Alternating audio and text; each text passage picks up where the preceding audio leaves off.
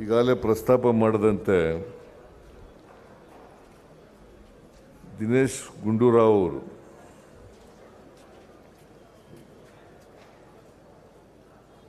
ಅವರು ಒಬ್ಬ ಜನಪ್ರಿಯ ಶಾಸಕರಷ್ಟೇ ಅಲ್ಲ, ಸಮಾಜಮುಖಿ ಶಾಸಕರು ಕೂಡ ಆಗಿದ್ದಾರೆ. ಯಾವಾಗಲೂ ಕೂಡ ಬೆಂಗಳೂರು ನಗರದ ಅಭಿವೃದ್ಧಿ ಬಗ್ಗೆ, ಕರ್ನಾಟಕದ ಅಭಿವೃದ್ಧಿ ಬಗ್ಗೆ ಚರ್ಚೆಯನ್ನು ಮಾಡ್ತಕ್ಕಂಥ ವ್ಯಕ್ತಿ ಅಂತೇಳಿ ನಾನು ಭಾವಿಸ್ಕೊಂಡಿದ್ದೇನೆ. ನೀವೆಲ್ಲ ಅಂಥ ಶಾಸಕರನ್ನು ಪಡ್ಕೊಂಡಿರ್ತಕ್ಕಂಥದ್ದು ನಿಮ್ಮೆಲ್ಲರ ಪುಣ್ಯ ಅಂತೇಳಿ ನಾನು ಭಾವಿಸ್ಕೊಂಡಿದ್ದೇನೆ.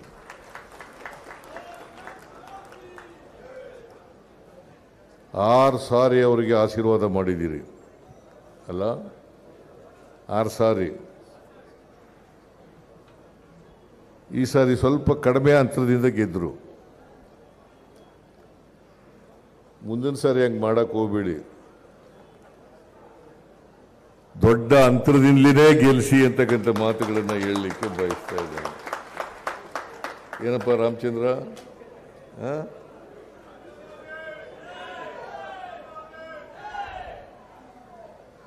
ಆಶೀರ್ವಾದ ಮಾಡಬೇಕು.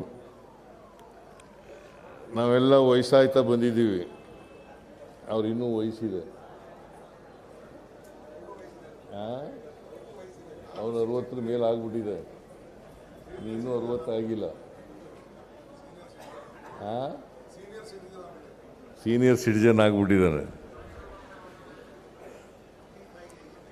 ನಿನಗೆ ಇನ್ನೂ 60 ತುಂಬಿಲ್ಲ ಅಲ್ಲ, 56 ಇದ್ದು ಇನ್ನು 20 ವರ್ಷ 25 ವರ್ಷ ರಾಜಕೀಯ ಮಾಡ್ಬೋದು.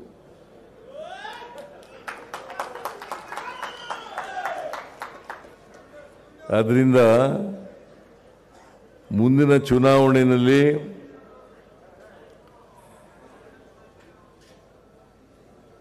ಇನ್ನೂ ದೊಡ್ಡ ಮಟ್ಟದಲ್ಲಿ ಅವರಿಗೆ ಆಶೀರ್ವಾದವನ್ನು ಮಾಡಬೇಕು ಅಂತೇಳಿ ನಿಮ್ಮಲ್ಲಿ ಅತ್ಯಂತ ಕಳಕಳಿಯಿಂದ ಪ್ರಾರ್ಥನೆಯನ್ನು ಮಾಡ್ತೇನೆ. ಕೆಂಪೇಗೌಡರು ಬೆಂಗಳೂರು ನಗರವನ್ನು ಕಟ್ಟಿದ್ರು. ಇದು ಕೋರ್ ಸಿಟಿ ಆಗಿತ್ತು.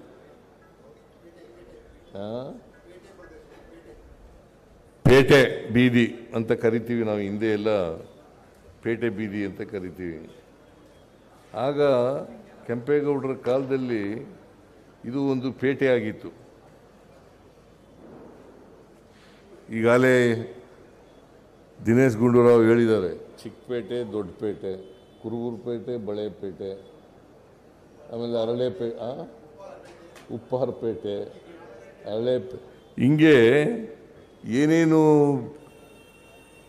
ಬಿಸ್ನೆಸ್ ಮಾಡ್ತಾಯಿದ್ರು, ಉದ್ಯಮ ಮಾಡ್ತಾಯಿದ್ರು ಅಂಥ ಪೇಟೆಗಳೆಲ್ಲ ಆಗಿದ್ದವು. ಆಗೆಲ್ಲ ಪೇಟೆಗಳು ಅಂತ ಕರೀತಾ ಇದ್ರು. ಈಗ ಆ ಪೇಟೆಗಳು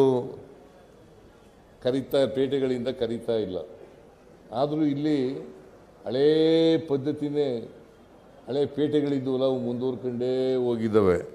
ಅದಕ್ಕೆ ನಾನು ದಿನೇಶ್ ಗುಂಡೂರಾವ್ ಕೇಳಿದೆ, ಏನಪ್ಪ ಈ ರೋಡ್ಗಳು ಭಾಳ ಚಿಕ್ಕದಾಗ್ಬಿಟ್ಟಿದ್ದಾವೆ, ಟ್ರಾಫಿಕ್ಕು ಜಾಸ್ತಿ ಆಗಿಬಿಟ್ಟಿದೆ,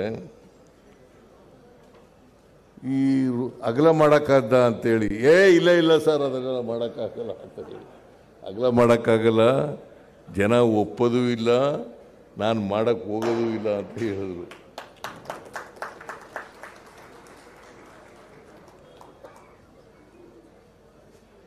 ಬೆಂಗಳೂರು ನಗರ ಅಭಿವೃದ್ಧಿ ಮಾಡಬೇಕು, ಅದು ಎರಡನೇ ಮಾತಿಲ್ಲ. ಯಾಕಂತಂದರೆ ವೇಗವಾಗಿ ಬೆಳೀತಾ ಇರ್ತಕ್ಕಂಥ ನಗರಗಳಲ್ಲಿ ಇದು ಒಂದು. ಇವತ್ತು 1,40,00,000 ಜನಸಂಖ್ಯೆ ಇದೆ ಬೆಂಗಳೂರು ನಗರದಲ್ಲಿ. 1,40,00,000. ಅದರ ಜೊತೆಗೆ ಫ್ಲೋಟಿಂಗ್ ಪಾಪ್ಯುಲೇಷನ್ ಬೇರೆ ಇದೆ. ಈ ಜನರಿಗೆಲ್ಲ ನೀರು ಕೊಡಬೇಕು, ಒಳ್ಳೆ ರಸ್ತೆ ಕೊಡಬೇಕು, ಸಾರಿಗೆ ವ್ಯವಸ್ಥೆ ಮಾಡಿಕೊಡ್ಬೇಕು, ಒಳ್ಳೆ ಚರಂಡಿ ಮಾಡಿಕೊಡ್ಬೇಕು, ವ್ಯಾಪಾರ ಕೇಂದ್ರಗಳನ್ನು ಮಾಡಿಕೊಡ್ಬೇಕು. ಜೊತೆಗೆ ಮೆಟ್ರೋ ರೈಲು ಮಾಡ್ತಾ ಇರೋದು ಟ್ರಾಫಿಕನ್ನು ಈಸೌಟ್ ಮಾಡ್ತಕ್ಕಂಥ ಕೆಲಸವನ್ನು ಮಾಡಬೇಕು. ಭಾಳ ಜನ ತಿಳ್ಕೊಂಡಿದ್ದಾರೆ. ನಾನು ಸ್ವಲ್ಪ ತಪ್ಪು ಗ್ರಹಿಕೆಯಲ್ಲೇ ಇದೆ. 50-50ನಲ್ಲಿ ಮೆಟ್ರೋ ಮಾಡ್ತಾರೆ ಅಂತ ಹೇಳಿ ಅಂದ್ಕೊಂಡಿದ್ದೆ. 50-50ನಲ್ಲಿ ಕೇಂದ್ರ ಸರ್ಕಾರ 50 ಹಾಕುತ್ತೆ, ನಾವು 50 ಮಾಡ್ತೀವಿ. ಒಟ್ಟು ಪ್ರಾಜೆಕ್ಟ್ನಲ್ಲಿ ನಾವು 50, ಕೇಂದ್ರ ಸರ್ಕಾರ 50 ಅಂತ ಅಂದ್ಕೊಂಡಿದ್ದೆ. ಆದರೆ ನಾವು ಆಗ್ತಕ್ಕಂಥದ್ದು 87%, 87.13%. ಅವ್ರು ಹಾಕೋದು ಎಷ್ಟು ಗೊತ್ತಾ? ಬರೀ 12 ಚಿಲ್ಲರೆ %.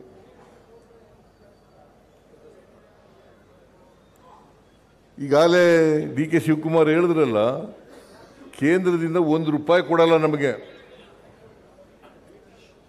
ಈಗ ಮೆಟ್ರೋ ಮಾಡಬೇಕಲ್ಲ, ಹೆಚ್ಚು ತೆರಿಗೆ ಕೊಡ್ತಕ್ಕಂಥದ್ದು ಈಗಾಗಲೇ ಡೆಲ್ಲಿ, ಬಾಂಬೆ ಬಿಟ್ಟರೆ ನಾವೇ ಹೆಚ್ಚು ತೆರಿಗೆ ಕೊಡ್ತಕ್ಕಂಥದ್ದು. ಬೆಂಗಳೂರು ನಗರನೇ ಹೆಚ್ಚು ತೆರಿಗೆ ಕೊಡ್ತಕ್ಕಂಥದ್ದು. ಕೇಂದ್ರ ಸರ್ಕಾರಕ್ಕೆ ತೆರಿಗೆ ಹೋಗ್ತದಲ್ಲ, ನಮ್ಗೆ ಎಷ್ಟು ಗೊತ್ತಾ ಬರೋದು ತೆರಿಗೆ? ನೀವೆಲ್ಲ ತಿಳ್ಕೋಬೇಕು ನಗರದವರು. ₹1 ನಾವು ಕೇಂದ್ರ ಸರ್ಕಾರಕ್ಕೆ ಕೊಟ್ಟರೆ ನಮಗೆ ಬರ್ತಕ್ಕಂಥದ್ದು 14ರಿಂದ 15 ಪೈಸೆ ಮಾತ್ರ. ಎಷ್ಟು? ಕೇಂದ್ರ ಸರ್ಕಾರಕ್ಕೆ ₹1 ಕೊಡ್ತೀವಿ ನಾವು ತೆರಿಗೆ ರೂಪದಲ್ಲಿ. ₹1 ಕೊಟ್ಟರೆ ವಾಪಸ್ ಬರ್ತಕ್ಕಂಥದ್ದು ಎಷ್ಟಪ್ಪ ಅಂತಂದರೆ 14ರಿಂದ 15 ಪೈಸೆ. ಕಾರ್ಪೊರೇಟರ್ ನೀವು ತಿಳ್ಕೋಬೇಕು ಕಣೆ, ಹೇಳಬೇಕು ಜನರಿಗೆ. ಗೊತ್ತಾಯ್ತಾ? ಆದರೂ ಕೇಂದ್ರ ಸರ್ಕಾರದ ಹಣ, ಇಲ್ಲಿ BJPಯವರು ಕೇಂದ್ರ ಸರ್ಕಾರದ ಹಣ, ನಮ್ಮ ದುಡ್ಡೇ ಕೊಡೋದು, ನಮ್ಮ ದುಡ್ಡು ವಾಪಸ್ ಕೊಡೋದು.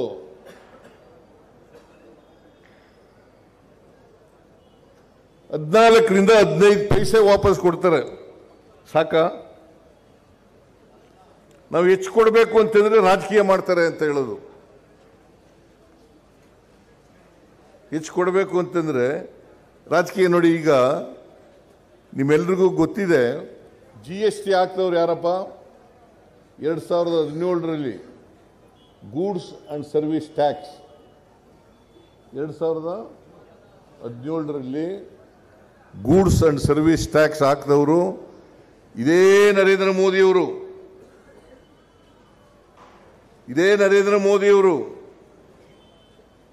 8 ವರ್ಷಗಳು ತೆರಿಗೆ ಎಲ್ಲ ವಸೂಲು ಮಾಡಿಬಿಟ್ರು. 8 ವರ್ಷಗಳು. ಈಗ ಇದ್ದಕ್ಕಿದ್ದಾಗಲೇ 4 ರೇಟ್ ಇದ್ದದನ್ನು 2 ರೇಟ್ ಮಾಡಿಬಿಟ್ರು, ರ್ಯಾಷನಲೈಸ್ ಮಾಡಿಬಿಟ್ರು. 8 ವರ್ಷ ತೆರಿಗೆ ತಗೊಂಡು ಈಗ ನರೇಂದ್ರ ಮೋದಿಯವರು ಫೋಟೋ ಹಾಕೊಂಡು ನಾವು ದೀಪಾವಳಿ ಗಿಫ್ಟ್ ಅಂತಾರಲ್ಲ, ಇದು ನ್ಯಾಯನಾ? ಹೇಳ್ರಿ ನೀವೇ. ಮತ್ತೆ ಪಾಠ ಕಲಿಸ್ಬೇಕು ಬೇಡ ಅವರಿಗೆ ಬುದ್ಧಿನ? ನಾನು ನಿನ್ನೆ ಪುತ್ತೂರಿಗೆ ಹೋಗಿದ್ದೆ. ಪುತ್ತೂರಿನಲ್ಲಿ ಪ್ರಶ್ನೆ ಕೇಳಿದ್ರು ನನಗೆ. GST goods and service tax ಎಲ್ಲ ನಾವು ಕೊಡ್ತಕ್ಕಂಥದ್ದು.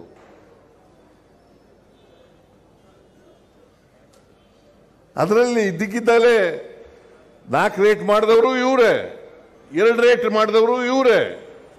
8 ವರ್ಷ ತೆರಿಗೆ ವಸೂಲು ಮಾಡಿಬಿಟ್ಟಿದ್ದಾರೆ ನಿಮ್ಮಿಂದ. 8 ವರ್ಷದ ಮೇಲೆ ರ್ಯಾಷನಲೈಸ್ ಮಾಡ್ತೀವಿ ಅಂತೇಳಿ ಅದನ್ನ ಫೋಟೋ ಹಾಕಿಸ್ಕೊಂಡಿದ್ದಾರಲ್ಲ. MLAಗಳೆಲ್ಲ ಫೋಟೋ ಹಾಕಿಸ್ಕೊಂಡಿರೋದು, ಪ್ರಧಾನಮಂತ್ರಿಗಳು ಫೋಟೋ ಹಾಕಿಸ್ಕೊಂಡಿರೋದು. ಇದು ಸರಿನಾ? ಇದರಿಂದ ಏನಾಯ್ತು ಗೊತ್ತಾ? ಪರಿಣಾಮ ಏನಾಯ್ತು ಗೊತ್ತಾ? ನಾವು GST ಕಲೆಕ್ಟ್ ಮಾಡಿಕೊಡ್ತಿದ್ವಲ್ಲ, ಅದರಲ್ಲಿ ಕರ್ನಾಟಕಕ್ಕೆ ನಾವು ವಾಪಸ್ ಬರ್ತಾ ಇತ್ತು. ಕರ್ನಾಟಕಕ್ಕೆ ಸುಮಾರು 15,000 ಕೋಟಿ ಕಡಿಮೆ ಆಯಿತು. ಎಷ್ಟು? ಯಾರಿಗೆ ನಷ್ಟ? ನಮಗೆ ನಷ್ಟ ಅಲ್ವಾ? ನಾನು ಅದಕ್ಕೆ ಹೇಳ್ತಾ ಇದ್ದೆ, 15,000 ಕೋಟಿ ನಮಗೆ ಕಡಿಮೆ ಆಗೋಯ್ತು. ಯಾರಿಗೆ ಹೇಳ್ಕೊಳ್ಳೋದು ಇದನ್ನ? ಅವರು ಫೋಟೋ ಹಾಕಿಸ್ಕೊಂಡು ದೀಪಾವಳಿ ಗಿಫ್ಟ್ ಇದು ಗಿಫ್ಟಾ? ಹೊಸ ಕಾರ್ಯಕ್ರಮ ಕೊಟ್ಟಿದ್ದಾರ ಬೆಂಗಳೂರು ನಗರಕ್ಕೆ? ಅವ್ರಿಗೆ ಹೇಳಿ, ನರೇಂದ್ರ ಮೋದಿ ಅವ್ರಿಗೆ ಹೇಳಿ. ಕೀಳಲ್ಲ ಅಂತ ಓಟು ಬರ್ತದ. ಪಾರ್ಲಿಮೆಂಟ್ಗೆ ಒತ್ತು ಬಿಡ್ತಿರಲ್ಲ, ಏನಯ್ಯ? ಪಾರ್ಲಿಮೆಂಟ್ಗೆ ಒತ್ತಾ ಬಿಡ್ತಿರಲ್ಲ. ಮೋದಿ ಮೋದಿ ಮೋದಿ.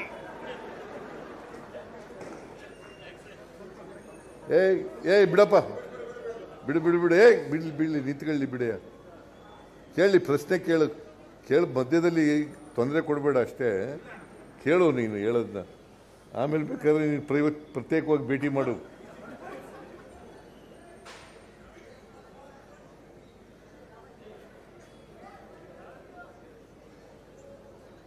ಈ ತರ ಯಾರಿಗೆ ಕೇಳೋದಪ್ಪ ನಾವು ಈಗ? ಯಾರಿಗೆ ಹೇಳ್ಕೊಳ್ಳೋದು ಇದನ್ನ? 15,000 ಕೋಟಿ ಕಡಿಮೆ ಆಗೋಯ್ತು ನೋಡ್ರಿ, ನಮಗೆ ಪರಿಹಾರ ಕೊಡ್ರಿ ಅಂತ ಹೇಳಿದ್ರು. 15,000 ಕೋಟಿ ಕಡಿಮೆ ಆಗ್ತಾ ಇದೆ ರಾಜ್ಯಗಳಿಗೆ. ನಮ್ಮ ಕರ್ನಾಟಕಕ್ಕೆ 15,000 ಕೋಟಿ ಕಡಿಮೆ ಆಗ್ತದೆ GST ಇಂದ. ನೀವು ರ್ಯಾಷನಲೈಸ್ ಮಾಡಿಬಿಟ್ರಿ, ಫೋಟೋಗಳನ್ನೂ ತಗೊಂಡಿದ್ದೀರಿ, ದೀಪಾವಳಿ ಗಿಫ್ಟ್ ಅಂತಲೂ ಕೊಟ್ಬಿಟ್ಟಿದ್ದೀರಿ. ಆಯ್ತಪ್ಪ, ನಾವು ಪರಿಹಾರ ಕೊಡಿ. ಈಗ ಸುಮಾರು 1,20,000 ಕೋಟಿ ರೂಪಾಯಿಗಳಿಗೆ ಬೆಂಗಳೂರಿನ ಅಭಿವೃದ್ಧಿ ಮಾಡ್ತಾ ಇದ್ದೀವಿ. ಎಷ್ಟು? 1,20,000 ಕೋಟಿ ಎಲ್ಲಿಂದ ಬರ್ತದೆ? ಏನ್ ನಮಗೆಲ್ಲ ಗುಂಡಿ ಮುಚ್ಚಿಲ್ಲ. ಇವ್ರ ಕಾಲದಲ್ಲಿ ಗುಂಡಿ ಮುಚ್ಚಿದ್ರ? ಬಿಜೆಪಿ ಕಾಲದಲ್ಲಿ? ನಾನು ಹೇಳ್ತೀನಿ, ಇಡೀ ಕರ್ನಾಟಕದಲ್ಲಿ ನಾವು ಮಾಡಿರ್ತಕ್ಕಂಥ ರಸ್ತೆಗಳನ್ನು ಬಿಟ್ಟರೆ ಒಂದು ಇಡೀ ಮಣ್ಣಾಕಿಲ್ಲ ಇವರು ಯೋಗ್ಯತೆಗೆ. ಏನಪ್ಪ ಸುಧಾಕರ? ಒಂದು ಇಡೀ ಮಣ್ಣಾಕಿಲ್ಲ, ಗುಂಡಿ ಮುಚ್ಚಲಿಲ್ಲ. ಅದ್ರ ಜೊತೆಗೆ ಎಲ್ಲ ಈ ಸಾಲ ನಮ್ಮ ಮೇಲೆ ಬಿಟ್ಬಿಟ್ಟು ಹೊಂಟೋದ್ರು. ನೋಡಿ, 2,10,00,000 ಟೆಂಡರ್ ಇಲ್ಲೇನೆ, ಆಮೇಲೆ ದುಡ್ಡಿದ್ದೇನೆ ಟೆಂಡರ್ ಕರೆದ್ಬಿಟ್ರು, ದುಡ್ಡು ಕೊಡಲಿಲ್ಲ. MLAಗಳಿಗೆ 1,17,000 ಕೋಟಿ ಬಿಟ್ಬಿಟ್ಟು ಹೊಂಟೋದ್ರು. ಇದೆಲ್ಲ ಭಾರ ನಮ್ಮ ಮೇಲೆ ಬೀಳ್ತು. ಅದ್ರ ಜೊತೆಗೆ 5 ಗ್ಯಾರಂಟಿ ಯೋಜನೆಗಳನ್ನು ಮಾಡಿದ್ರು ನಾವು. ಮಾಡಿದ್ದಾರೆ ಇವರು, ಕೇಂದ್ರ ನರೇಂದ್ರ ಮೋದಿ ಅವರು ಮಾಡಿದ್ರ? ನಾವು 5 ಗ್ಯಾರಂಟಿ ಯೋಜನೆಗಳನ್ನು ಘೋಷಣೆ ಮಾಡಿದಾಗ ನಾನು, DK ಶಿವಕುಮಾರ್, ಸುರ್ಜೇವಾಲಾ ಅವರು, ರಾಹುಲ್ ಗಾಂಧಿ ಅವರು, ಖರ್ಗೆ ಅವರು ಇದು ಘೋಷಣೆ ಮಾಡಿದಾಗ ಅಪಹಾಸ್ಯ ಮಾಡಿದ್ರು. ನಿಮ್ಮ ಕೈಲಿ ಮಾಡೋಕ್ಕಾಗಲ್ಲ, ಒಂದು ವೇಳೆ ಮಾಡಿದ್ರೆ ಆರ್ಥಿಕವಾಗಿ ದಿವಾಳಿ ಆಗ್ಬಿಡ್ತದೆ ರಾಜ್ಯ ಅಂತ ಹೇಳಿದ್ರು. ಆರ್ಥಿಕವಾಗಿ ದಿವಾಳಿ ಆಗ್ಬಿಡ್ತದೆ ಅಂತೇಳಿ ಇವತ್ತು ನಾವು ಅಧಿಕಾರಕ್ಕೆ ಬಂದು 2 ವರ್ಷ 5 ತಿಂಗಳಾಯಿತು. 2 ವರ್ಷ 5 ತಿಂಗಳಾಯಿತು. ಇವತ್ತಿನವ್ರಿಗೆ ಗ್ಯಾರಂಟಿ ಯೋಜನೆಗಳಿಗೆ ಖರ್ಚು ಮಾಡಿರ್ತಕ್ಕಂಥ ಹಣ 1,00,000 ಕೋಟಿ.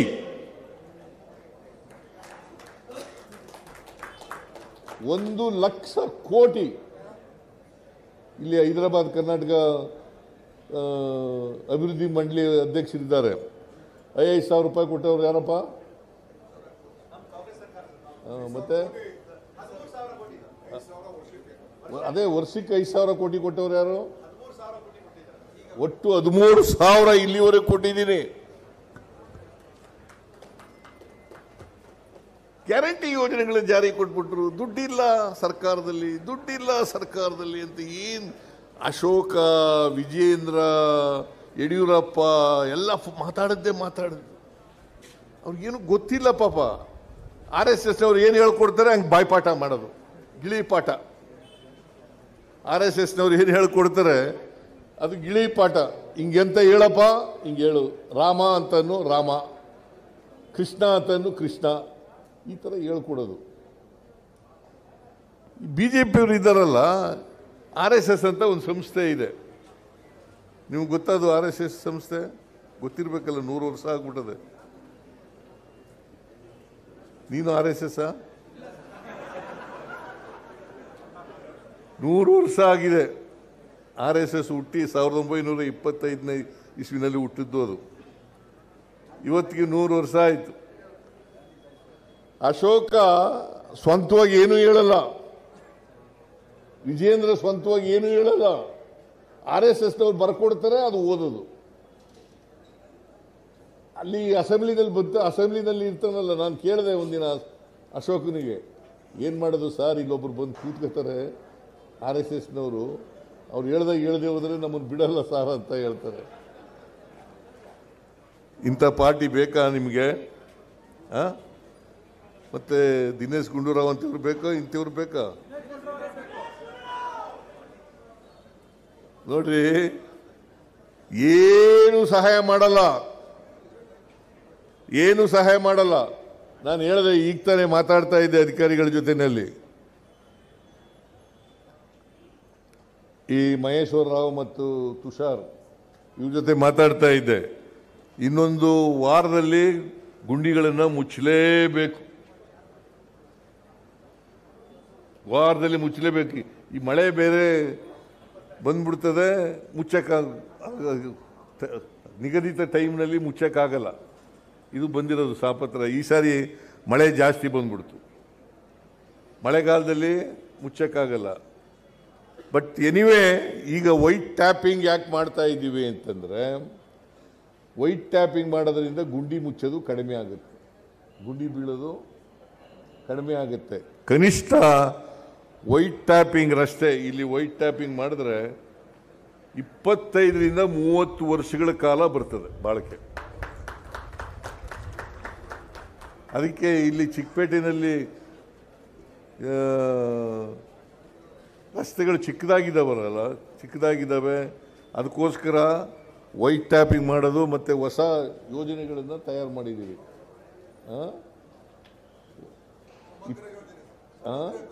ಸಮಗ್ರ ಅಭಿವೃದ್ಧಿ ಮಾಡ್ತಕ್ಕಂಥ ಯೋಜನೆಗಳನ್ನು ತಯಾರು ಮಾಡಿದ್ದಾರೆ. ಅದಕ್ಕೆ ಈಗ 58 ಕೋಟಿ ಇದು ಪ್ರಾರಂಭ. ಚಿಕ್ಕಪೇಟೆ ಎಲ್ಲ ಅಭಿವೃದ್ಧಿ ಆಗುತ್ತದೆ. ನಾನು ಈ ಸಾರಿ ಎಲ್ಲ MLAಗಳಿಗೆ ದುಡ್ಡು ಕೊಟ್ಟಿದ್ದೀನಿ. ಅದಕ್ಕೋಸ್ಕರ ಬಜೆಟ್ನಲ್ಲಿ 8,000 ಕೋಟಿ ರೂಪಾಯಿಗಳನ್ನು ಇಟ್ಕೊಂಡಿದ್ದೆ. ಬಜೆಟ್ನಲ್ಲಿ 8,000 ಕೋಟಿ, ಗೊತ್ತಾಯ್ತಾ? 8,000 ಕೋಟಿ. ಅದರಲ್ಲಿ ನಿಮಗೂ ಕೊಡ್ತಾ ಇದ್ದೀನಿ. ಬರೀ ರೂರಲ್ MLAಗಳಲ್ಲ, ನಗರದ MLAಗಳಿಗೂ ಕೂಡ ಕೊಡ್ತೀನಿ, ವಿರೋಧ ಪಕ್ಷದವ್ರಿಗೂ ಕೂಡ ಕೊಡ್ತೀನಿ. ಯಾಕಂದರೆ ಬೆಂಗಳೂರು ನಗರ ಸಮಗ್ರವಾಗಿ ಅಭಿವೃದ್ಧಿ ಆಗಬೇಕಲ್ಲ. ಬರೀ ನಮ್ಮ MLAಗಳಿರೋ ಕಡೆ ಮಾತ್ರ ಅಭಿವೃದ್ಧಿ ಆಗಿಬಿಟ್ಟು BJP MLAಗಳಿರೋ ಕಡೆ ಅಭಿವೃದ್ಧಿ ಆಗದೆ ಹೋದರೆ ಸಮಗ್ರ ಅಭಿವೃದ್ಧಿ ಆಗ್ತದ?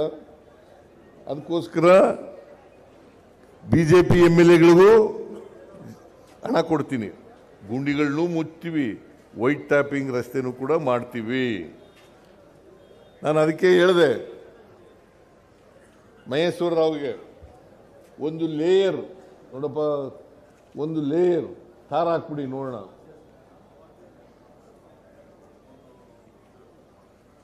ಅದು ಹಾಕೋದ್ರಿಂದ ನಿಮಗೆ ಗುಂಡಿಗಳು ಮುಚ್ಚುತ್ತವೆ ಮತ್ತು ಮೋಟಾರಬಲ್ ರಸ್ತೆ ಆಗ್ತದೆ, ಸುಲಭವಾಗಿ ತಿರುಗಾಡಲಿಕ್ಕೆ ಅನುಕೂಲ ಆಗ್ತದೆ. ಅದಕ್ಕೋಸ್ಕರ ಈ ನರೇಂದ್ರ ಮೋದಿ ಇದ್ದಾರಲ್ಲ, ಅವರು ಎಷ್ಟು ಒಳ್ಳೆಯವರಾಗಿ ಕಾಣುತ್ತಾರೋ ಅಷ್ಟೇ ಅವರಲ್ಲಿ ಕರ್ನಾಟಕದ ಬಗ್ಗೆ ದ್ವೇಷ ಇದೆ, ಕರ್ನಾಟಕದ ಬಗ್ಗೆ ದ್ವೇಷ ಇದೆ. ನಮಗೆ 15ನೇ ಹಣಕಾಸಿನ ಆಯೋಗದ ಪ್ರಕಾರ 11,495 ಕೋಟಿ ರೂಪಾಯಿ ಬರಬೇಕಾಗಿತ್ತು, 1 ರೂಪಾಯಿನೂ ಕೊಡಲಿಲ್ಲ. ಅವರೇ ಹೇಳಿದ್ದು ಬೆಂಗಳೂರು ನಗರದಲ್ಲಿ ಪೆರಿಫೆರಲ್ ರಿಂಗ್ ರೋಡ್ಗೆ 3,000 ಕೋಟಿ ಕೊಡ್ತೀವಿ, ಕೆರೆಗಳ ಅಭಿವೃದ್ಧಿಗೆ 3,000 ಕೋಟಿ ಕೊಡ್ತೀವಿ, 5,495 ಕೋಟಿ ನಿಮಗೆ ಗ್ರ್ಯಾಂಟ್ಸ್ ಕಡಿಮೆ ಆಗಿಬಿಟ್ಟದೆ, ತೆರಿಗೆ ಬಂದಿರೋದು ಕಡಿಮೆ ಆಗಿಬಿಟ್ಟದೆ, ಅದಕ್ಕೋಸ್ಕರ ನಿಮಗೆ ವಿಶೇಷ ಅನುದಾನ ಕೊಡ್ತೀವಿ ಅಂತೇಳಿ 5,495 ಪ್ಲಸ್ 6,000 ಎಷ್ಟಾಯ್ತಪ್ಪ? 11,495 ಕೋಟಿ. 1 ರೂಪಾಯಿನೂ ಕೊಡಲಿಲ್ಲ, 1 ರೂಪಾಯಿನೂ ಕೊಡಲಿಲ್ಲ.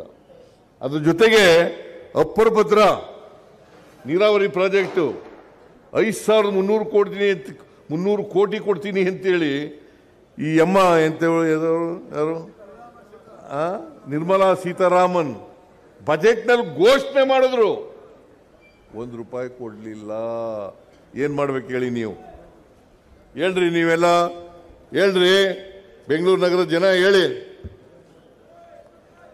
ನರೇಂದ್ರ ಮೋದಿ ಮೋದಿ ಮೋದಿ ಅಂತ ಓಟ್ ಹಾಕ್ಬಿಡ್ತೀರಲ್ಲ ಪಾರ್ಲಿಮೆಂಟ್ನಲ್ಲಿ.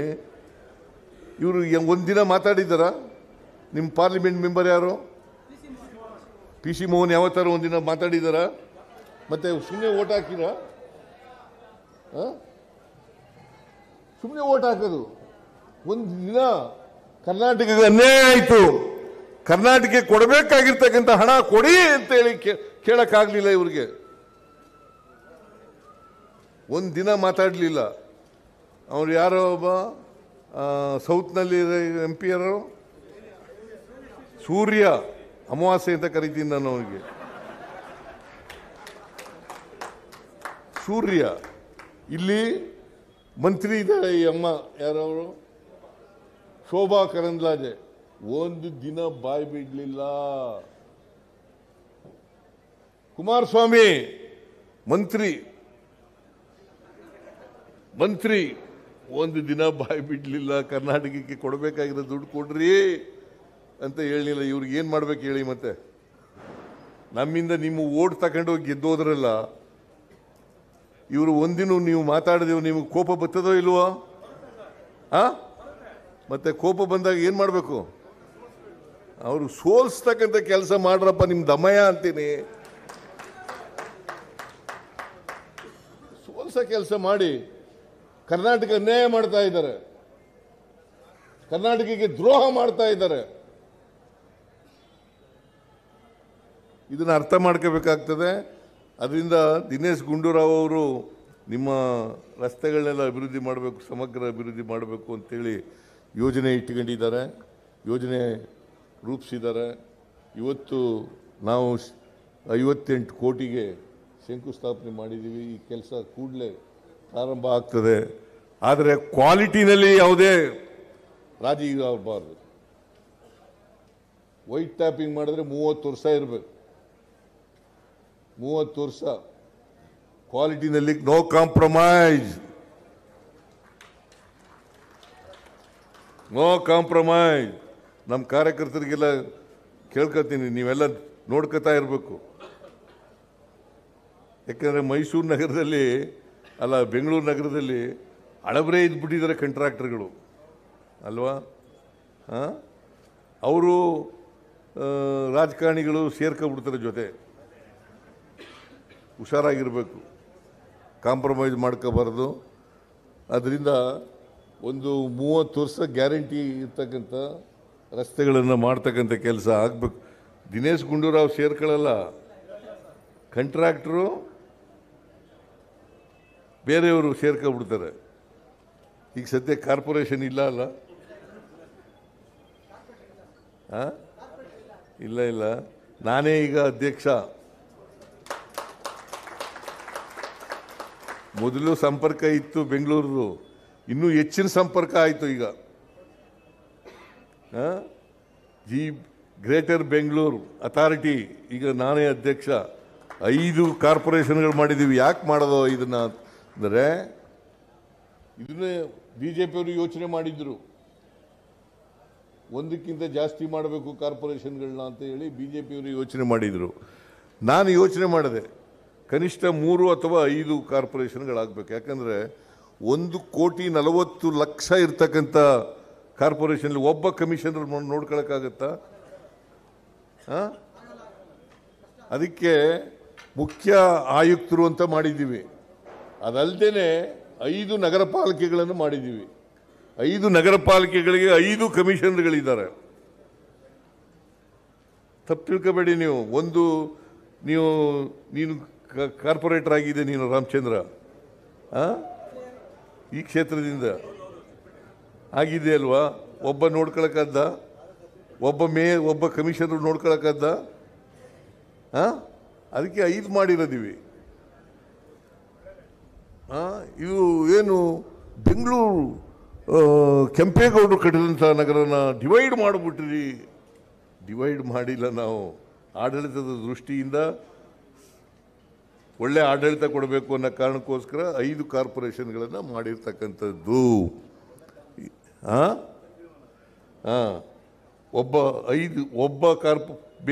ಒಬ್ಬ ಆಯುಕ್ತರು ಇದ್ದದ ಕಡೆ 5 ಕಡೆ ಆಯುಕ್ತರು ಇರ್ತಾರೆ. ದೊಡ್ಡದು 1,40,00,000 ಇರ್ತಕ್ಕಂಥ ಕಾರ್ಪೊರೇಷನ್ ಒಬ್ಬರು ನೋಡ್ಕೊಳಕ್ಕಾಗತ್ತಾ? ಅದಕ್ಕೋಸ್ಕರನೇ 5 ಕಾರ್ಪೊರೇಷನ್ಗಳು ಮಾಡಿ ನಾವು ಅದರ ಮೇಲೆ GBA ಅಂತ ಇರ್ತದೆ.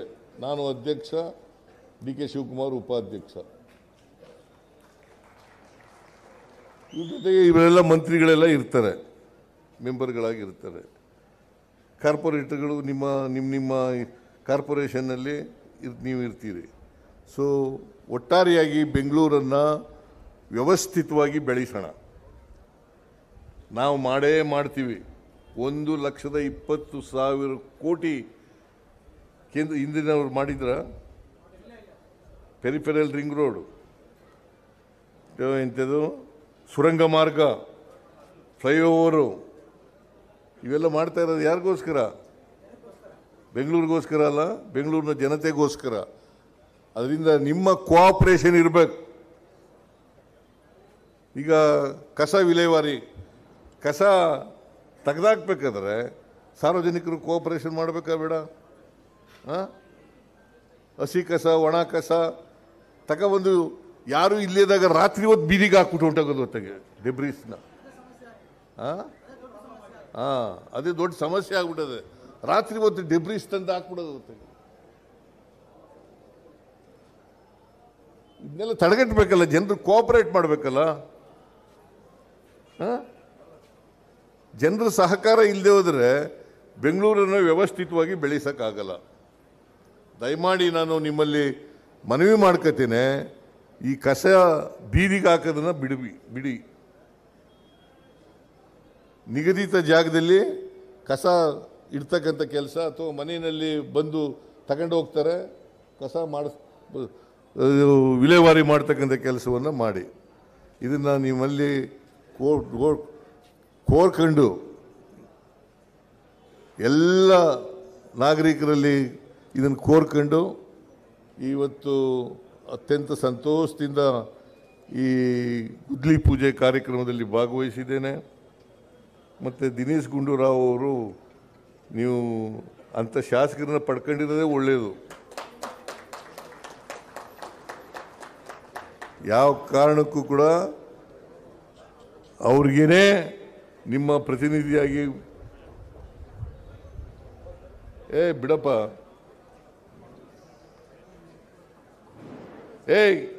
ಈ ಕಡೆ ತಿರ್ಕೋ, ನೀವು ತಪ್ಪಾಗಿದೆ ಅಂದ್ಬಿಟ್ಟು ಆ ಕಡೆ ನುಗ್ಗಿದ್ರೆ ಹಂಗೆ ಜನ ಸುಮ್ಮನೆ ನಿಂತಿದ್ದಾರೆ. ಅದರಿಂದ ನಿಮ್ಮ ಸಹಕಾರ, ಬೆಂಬಲ ಎಲ್ಲನೂ ಕೂಡ ಇರಲಿ. ಅನ್ಯಾಯದ ವಿರುದ್ಧ ಪ್ರತಿಭಟನೆ ಮಾಡ್ತಕ್ಕಂಥ ಮನೋಭಾವ ಬೆಳೆಸ್ಕೊಳ್ಳಿ ಅಷ್ಟೇ. ಯಾರು ಅನ್ಯಾಯ ಮಾಡ್ತಾರೆ, ನಾವು ಮಾಡ್ತೀವ, ಕೇಂದ್ರ ಸರ್ಕಾರದವ್ರು ಮಾಡ್ತಾರೆ.